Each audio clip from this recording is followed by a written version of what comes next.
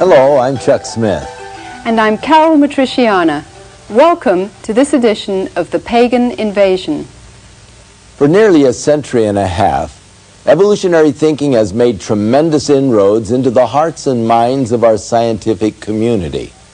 This is ironic considering the fact that science defines itself as the ability to observe and test things.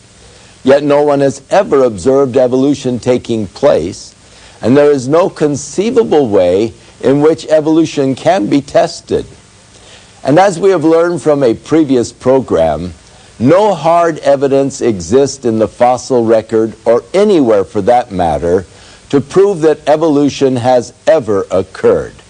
Still, the idea that non-living chemicals changed into life and that one life form can change itself into another life form continues to be presented to the public as proven scientific fact. To promote evolution as strictly science is especially deceiving when one considers its religious roots. Evolutionary thinking has been around for thousands of years, and it forms the basis of many of the world's pagan religions. While Charles Darwin is often referred to as the founder of scientific evolution, he himself was actually a theologian, having been trained in England's Cambridge University, not in science, but in theology. Darwin was also a high-degree Freemason, whose religious belief was in direct opposition to biblical creation. John Dewey, along with other signers of 1933's Humanist Manifesto, were, by their own admission, members of a religious movement which they called humanism. Their militant goal was to get their religious beliefs in evolution placed in science courses, and indeed all courses, throughout America's public school systems. Today, many leading evolutionists do recognize the basic religious attributes of evolution and concede that their belief in it is, in essence, a religious one. British biologist L. Harrison Matthews writes that a belief in the theory of evolution is exactly parallel to a belief in special creation, with evolution merely a satisfactory faith on which to base our interpretation of nature. Physicist H.S. Lipson states, "Evolution became, in a sense, a scientific religion. Almost all scientists have accepted it, and many are prepared to bend their observations to fit in with it." Dr. Colin Patterson, senior paleontologist of the British Museum of Natural History, and who was by all accounts one of the world's leading evolutionists, goes so far as to say that evolution is positively anti-knowledge. With today's cry sounding even louder for separation of church and state, we have to ask why one religious thought, evolution, is being advanced with our tax dollar in the public schools and museums, while the other perspective, special creation, is being censored. In the year 1925, schoolteacher John Scopes was on trial for presenting evolution as science. Scopes was eventually found guilty, but not before a dangerous precedent was established. For the first time in a U.S. court of law, the existence of a creator God was challenged.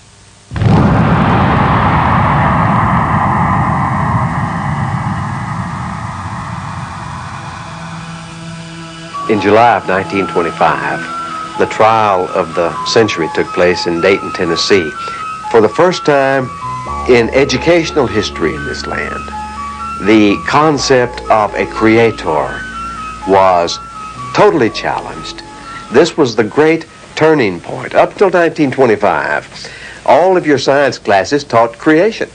Today, all that you have taught in the science classroom is evolutionism.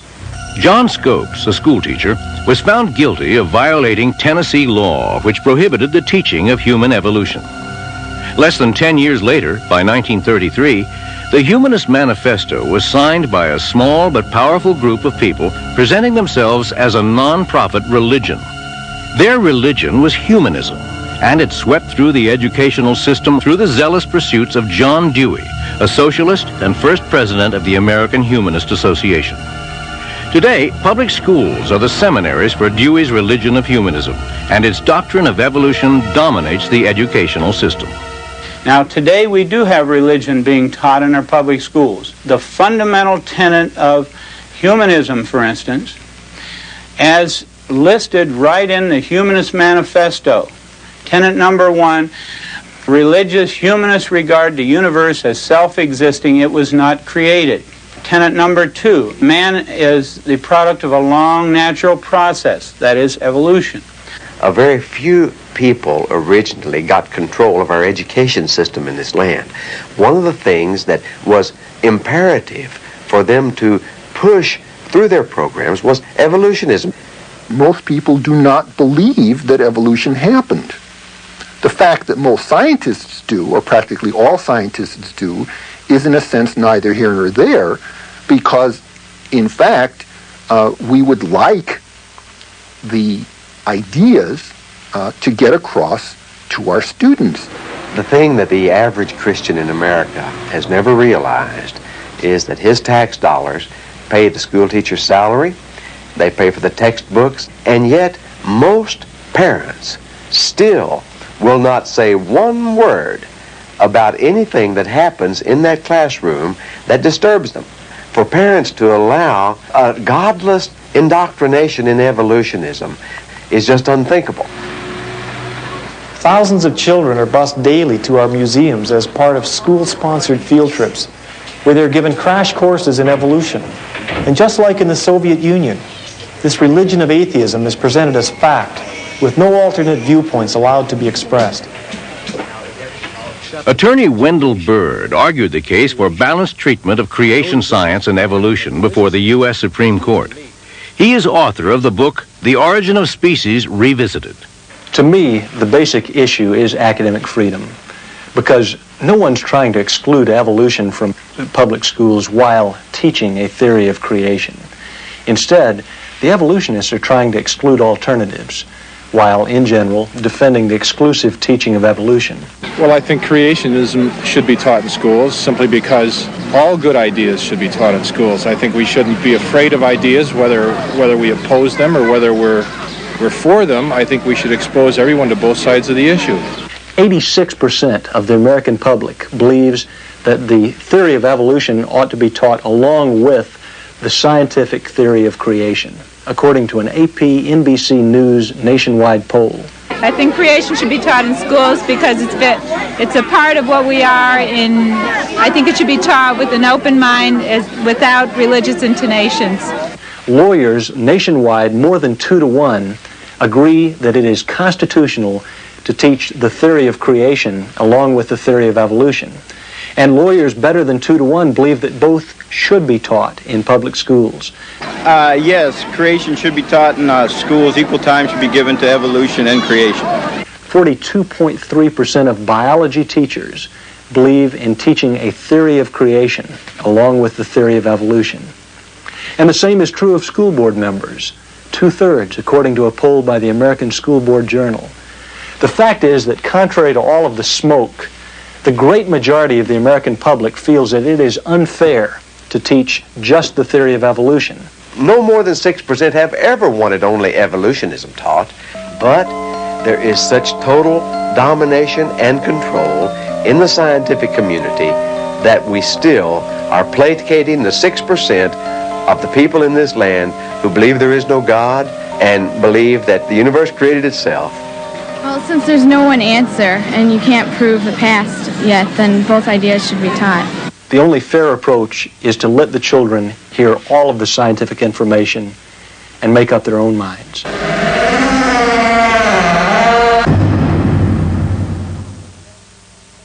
The founding fathers of evolution based their theories not on scientific evidence but simply on wishful thinking. The goal was to disprove the existence of God. The lack of evidence is something which has haunted evolution's devotees ever since, yet incredibly hasn't diminished its promotion. Roger Oakland, who co-authored the book The Evolution Conspiracy with me, is a former evolutionist himself and biology teacher. Recently, I asked him about evolution, its history, and its impact on education. Evolution is man's perspective on the origin, the history of the universe, and the origin and history of life. And really it's an attempt to explain away a supernatural explanation for the beginning of all things. So man attempts to come up with his perspective of why we're here, where we've come from in the past. Who were some of the founding fathers of this evolutionary thought? Well, first of all, I think it's important to understand that the founding fathers were not overwhelmed with facts which caused them to question the reality of a creator. They were individuals who were looking for an explanation to explain away God the Creator. They didn't want to have to rely upon a supernatural event as the beginning of all things that exist in the universe. One of the key individuals was a man by the name of Erasmus Darwin, who was actually Charles Darwin's grandfather. The interesting thing is that his views seem to be directly related to some of the Eastern mystical views. In fact, he headed up a group which he called the Lunar Society. They met once a month on the full moon, hence the name Lunar Society, and some metaphysical Eastern ideas were actually incorporated into his beliefs. And Erasmus Darwin wrote 2 books called the Zoonomia, in which he laid out his view on the origin and history of life, that life came into existence from non-life and then progressed and developed over time from lower levels of complexity to higher levels of complexity. Another significant founding father would be Charles Lyell. He's been called the father of uniformitarianism, or the belief that the earth is billions of years old and that the layers of the earth were laid down gradually over very long periods of time. His whole objective was to explain away the view that there had ever been a catastrophic global biblical flood in the past. And so his view was that these layers or strata were laid down gradually, uniformly over long periods, and as a result was then able to cast doubt on the authenticity of a global flood which the Bible talks about. And the major founding father of evolution would be Charles Darwin himself, who popularized the idea that life could be traced to a common ancestor, a simple form of life that then developed and progressed over long periods of time to bring about the existence of every form of life which we see on the earth today. Have today's educators actually advanced the theory of evolution in a systematic, formal agenda? I believe so, Carol. As you look back through the history of education, and specifically the last 40 or 50 years, there literally has been a program to use the public schools to advance evolution without being challenged by any alternative views on this subject of origins. And really when you look at this, you see that there's some key individuals who propagated an idea back in the 1930s, who actually wrote up an agenda called the Humanist Manifesto, which basic objective was to advance evolution and to question the reality that there is a creator. And some very interesting individuals were part of this organization. You've heard of John Dewey, who is called the modern father of progressive education, one of the most influential individuals in education in North America. He was a signer of this Humanist Manifesto, along with another gentleman by the name of Francis Potter. An interesting quote could be gleaned from a book that Francis Potter wrote in 1930 called Humanism, a New Religion.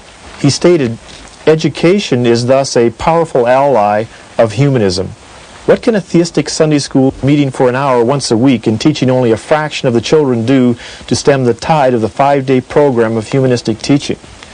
So it was literally the objective of some of these individuals to use the schools to advance their belief in man, which is based on humanistic belief, which is basically a religion, and to use evolution as the means of explaining away a creator. Have teachers who promote another theory of the origin of life been suppressed or opposed in any way? That is actually a fact, Carol. As you look back over the last 10 years, there literally has been an organized agenda to advance evolution and to suppress anyone who had come up with a creationist perspective, labeling a belief in creation as religion and the belief in evolution as something which is science. Actually, in 1981, there was a meeting that was held in Washington, D.C., where the National Academy of Sciences, along with the National Association of Biology Teachers, because they were concerned that evolution was not being advanced quickly enough and that creationism was presenting itself in the schools, in the public schools, together decided that they would come up with some kind of a strategy to attack the creationist movement. And this meeting, you can read about it in a science publication, Science Volume 214, November 6th, 1981, describes some of the people who were at the meeting and what their objectives were. And Frank Press, who was the head of the National Academy of Sciences, then was instructed that he should meet with influential people to see what they could do to stop creationism from being presented in the public schools. And it's interesting that 10 years later, in the state of California, for example, there has been an agenda to try to improve the quality of science education by allowing only evolution to be presented in the science classrooms with no mention whatsoever of an alternate view based on creation. And I'm sure you've seen some of the new curriculums, science framework, which is just put out by the California Department of Education, which basically states that in order to teach life science, earth science, astronomy, evolution should be a fundamental central concept of the curriculum. Evolution, which Darwin described as descent with modification, is the central organizing principle in life science. So evolution is being promoted as science, and that it shouldn't be questioned, that it is as much a fact as gravity. Roger, are there any other key individuals who have organized a campaign to discredit creationism or creationists? There are many individuals, but let me just mention a few. One of the most important individuals who has done everything he can, is zealous against the creation movement, is a man by the name of Isaac Asimov. Of course, well-known science fiction writer. He is a signer of the Humanist Manifesto in an updated 1973 version. After the 1981 meeting in Washington, D.C., Isaac Asimov wrote an article called The Dangerous Myth of Creationism, in which he basically says that those who believe in a creationist view are dangerous to our society today because they are literally trying to push a belief in society that there is a creator, that there is a God, and they're pushing science back into the Dark Ages. And these individuals, like Asimov, believe that if we implement a view in our public schools, an alternative view to evolution, that our children's education is going to be destroyed. There are countless examples of individuals, qualified individuals, that have either lost positions or tenure, have been fired simply because they're not willing to go along with the world evolutionary view and stating that the facts support evolution. They'll say that the facts don't support evolution, and as a result of that, they are removed from their positions. Let me give you a couple of examples. Forrest Mims, a well-qualified science writer with Scientific American, recently removed from his position because it was found out that he believed in a creationist perspective. Although he had not written articles from a creationist perspective, he was fired from his job. Just recently, in the Capistrano Unified School District in Southern California, a public school teacher, high school teacher, because he was teaching that there were facts that didn't support evolution, was being attacked by other biology teachers and by superintendents that say that he cannot continue teaching the way he's teaching because of the new science curriculum, which says that evolution must be advanced without any opposition. Institute of Creation Research, of course, well known around the world for advancing a creationist view based on scientific observable evidence, has come under attack by the California Board of Education, claiming that they do not teach evolution properly and therefore could not be accredited as a private institution.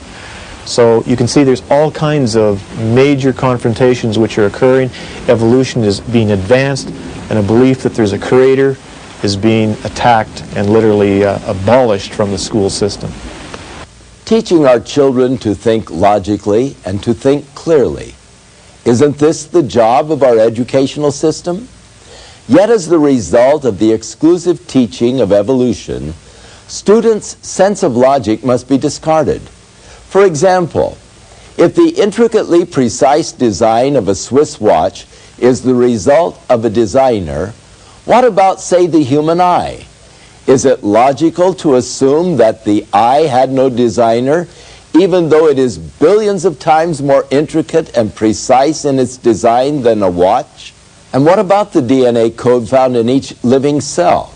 The purpose of that code is to prevent one life form from changing into another type of life form.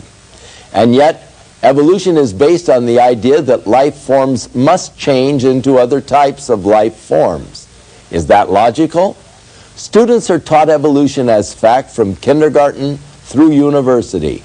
Scientific evidence making evolution look bad is not permitted, and no opposing views on origins are allowed.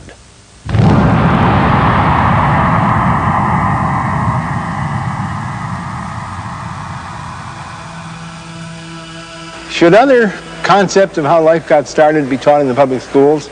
I don't think creationism should, because creationism is a thinly disguised religious doctrine, which has got no place in the separation of church and state.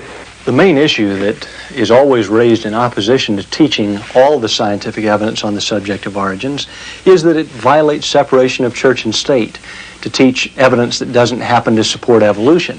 People should simply be able to hear the truth. A fact is a fact. You don't throw it out just because it happens to agree with the Bible. That doesn't make it religious. Teaching a theory of creation is constitutional, because the Constitution was written in the context of the Declaration of Independence, which refers to creation and even to a creator.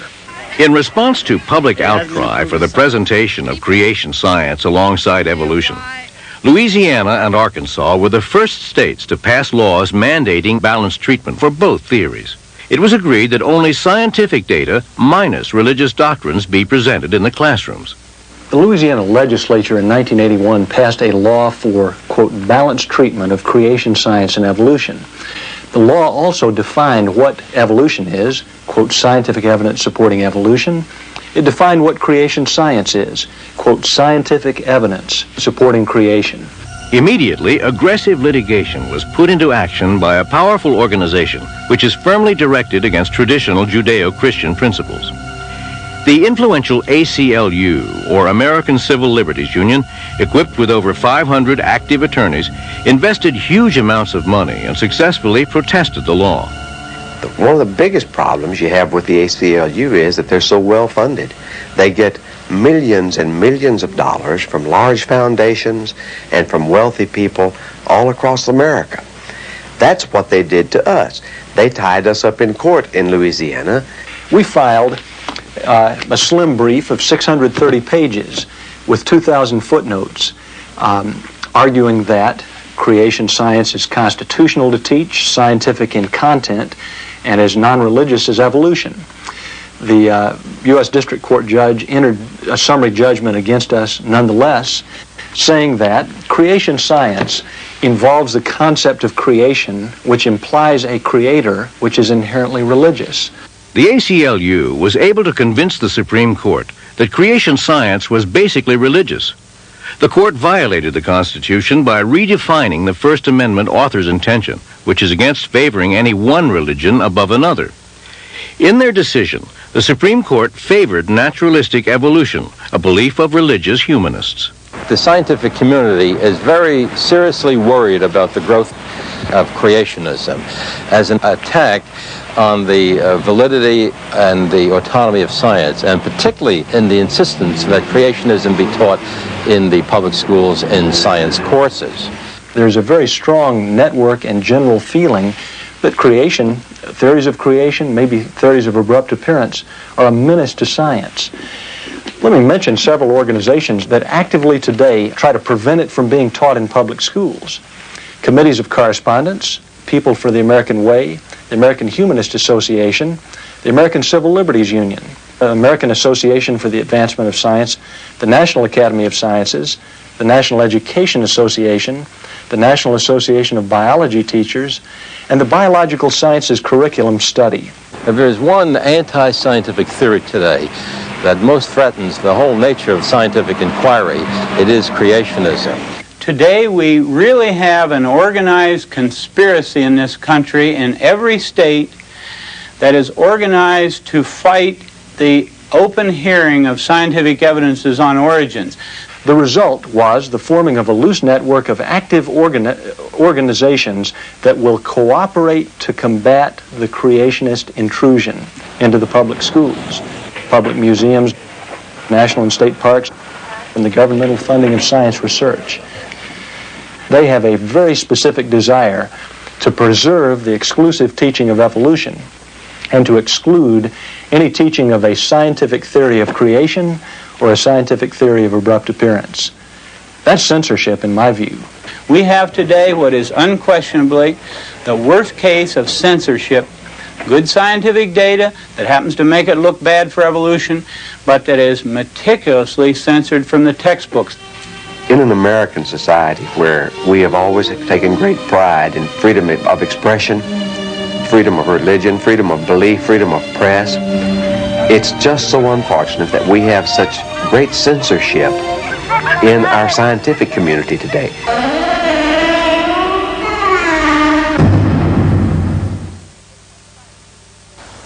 Could you talk about some of the ways that today's scientists are promoting pagan thought or metaphysical theories through evolution? I found, Carol, that there is another trend that's occurring in our society today. While creationism has been labeled religious and every effort made to remove it from the public school classroom, Eastern religion is being advanced as science and is being accepted and endorsed. They're also saying that in the future, man will take another step of evolution to a higher level of consciousness, literally advancing onwards towards a new species. So we're talking about a new dimension, an elevation of consciousness into a higher dimension, which is basically a metaphysical idea.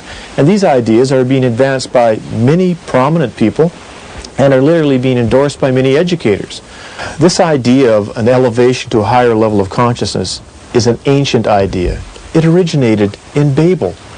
It was a belief of the Hindus, who believed that a serpent force or a psychic force would lead one on upward into a higher dimension, a higher elevation of consciousness. In this book here, called Kundalini for the New Age, by Gopi Krishna, the author states, "I've sown the seeds of what I consider to be the most pressing need of mankind, namely information about the evolutionary mechanism in human beings slowly drawing the race to a golden future of harmony, peace, and happiness." And he says that Kundalini Yoga, a practice by ancient Hindu practice, is something that needs to be incorporated into our society today, should be introduced by science to our generation to make this next step of consciousness occur in our time. So metaphysical ideas are being endorsed as science, and believe me, they are being welcomed by many educators and being advanced in the education system. What are some of the examples and ways that today's educators are bringing paganism into our schools? Well, Carol, in my office I have shelves of material and documentation that parents have brought me from various public schools of how their children are being indoctrinated with Eastern religion. But let me give you one example. Here's a book that has been used in a public school classroom in Southern California. It's entitled Meditation for Children. And the author, by her own admission in the back cover of the book, claims that she is an educational consultant for many school districts. She has taught transpersonal psychology and meditation to all age groups in the California public schools. Her books have been sponsored by superintendents of several school districts and by church leaders as effective educational tools. Then she says, much of knowledge from which we draw in learning to use meditation to get in touch with this great wisdom inside us comes from Eastern meditators, many Hindu and Buddhist. So religious ideas are being accepted in the public school classrooms, and they're masquerading as science. And the author goes on to say that these techniques and these therapies are necessary in our educational system today to allow us to take another step of evolution. This is exactly the same deception, the same lie that has been repeated throughout history over and over again. Ancient pagan practices are being reincorporated into our society today, and the public schools are being used to spread them and propagate them. It's apparent that evolution is playing an important role in the pagan invasion today. From your perspective, what are the reasons? Solomon, the Bible claims, is one of the wisest men that ever lived, said there's nothing new under the sun. History merely repeats itself. And in the past, when man willingly removed God from his thinking and trusted in himself, the pattern was that he turned to a metaphysical, supernatural, fallen spiritual dimension. It has happened many times. And every time that that occurred, when man trusted in himself rather than God, he turned to the fallen spiritual realm. Evolution today has been the means by which God has been removed from our thinking. Evolution is literally a gateway to the gods. And this New Age belief that elevation of consciousness can attain godhood is the same belief that the ancients believed in. It began in the Garden of Eden. It was repeated at the Tower of Babel. And it occurred over and over throughout Old Testament history. Once more, history is repeating itself in our generation. Today, many students are not only being denied good science, they're being force-fed a pagan Hindu occult religion in its place. In giving credibility to evolution, science has moved from the realm of physics to metaphysics.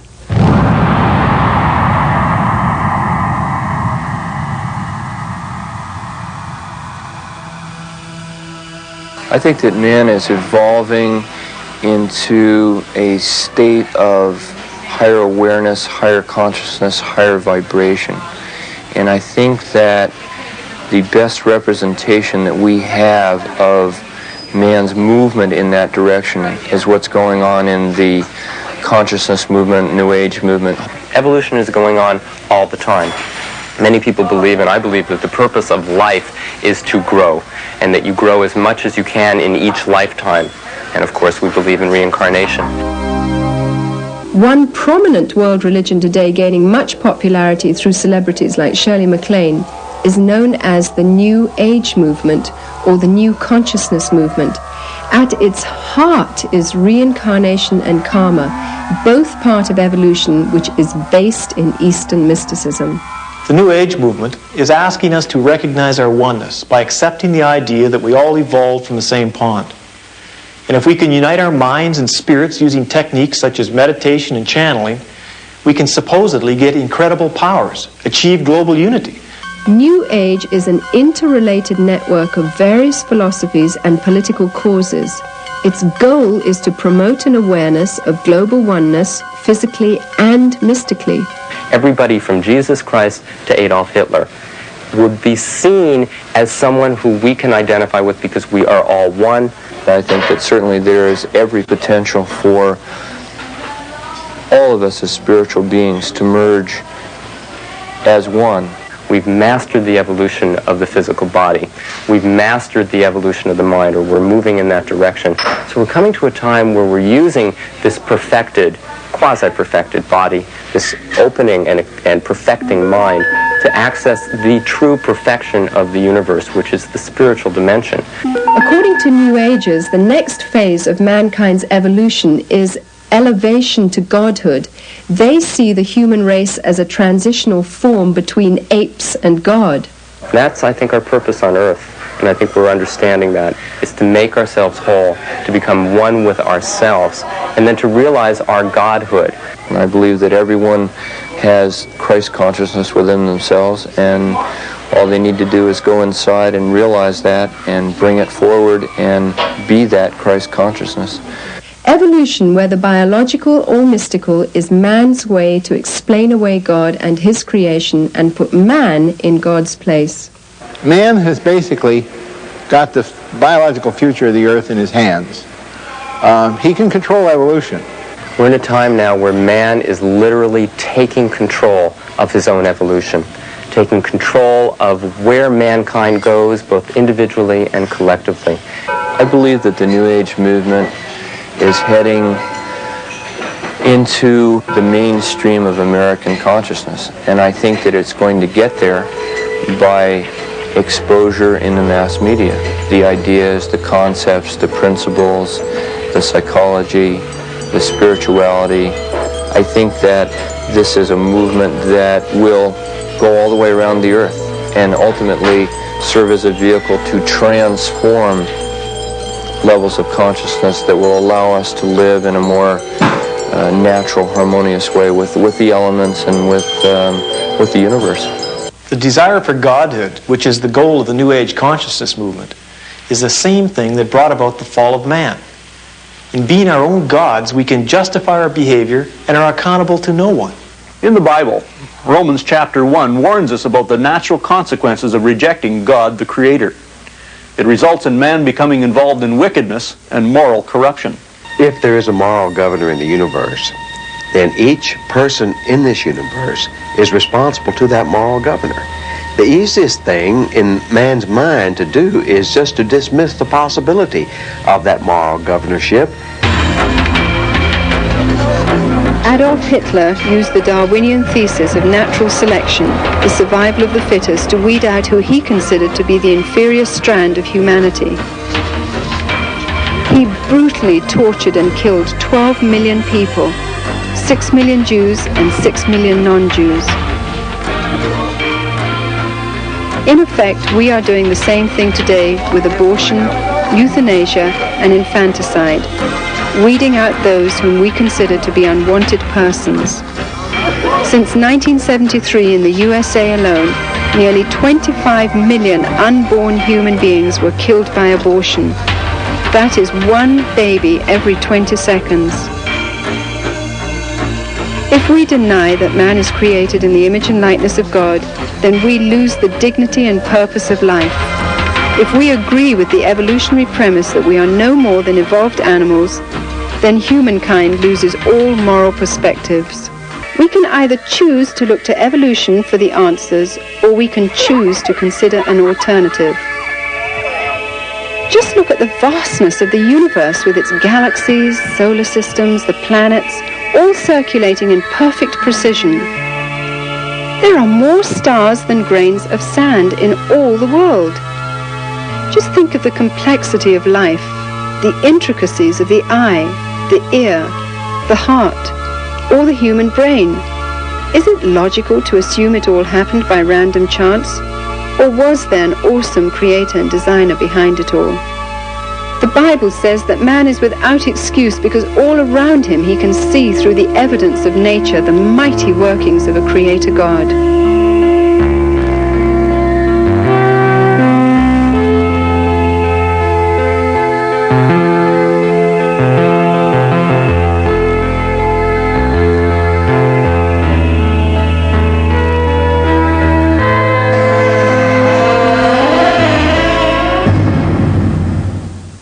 Our public school system has been described often as a zoo. And is it surprising when you teach the children that they are animals, that all of a sudden they begin to act like animals and out of control? If, when a child is first able to understand or to learn anything, you begin to teach that child that 2 plus 2 equals 5. And as they get into kindergarten and go on through school, they are taught 2 plus 2 equals 5. That child will come to believe that 2 plus 2 equals 5, and yet that child will be destroyed from ever able to understand or to learn math. When you start with an illogical basis, it destroys you from being able to ever think logically or clearly on the subject. When you take the premise that you can have design without a designer, that is an illogical premise. But if a child is taught that from kindergarten through university, then the child will begin to believe that you can have life forms and the design in life forms without the designer. But they will be destroyed from ever being able to think logically and clearly. The Bible clearly teaches that in the beginning God created the heavens and the earth. And all the way through the Bible there is the assertion that God has created man and all of the life forms within it. That is logical because of the design that demands actually the designer. And it is important that we not only see the design in creation, but you can come to know the designer himself. And that's what he intended when he designed you. Within all of us, there is a God-shaped vacuum. Throughout the ages, man has attempted to fill that void with the things of the world.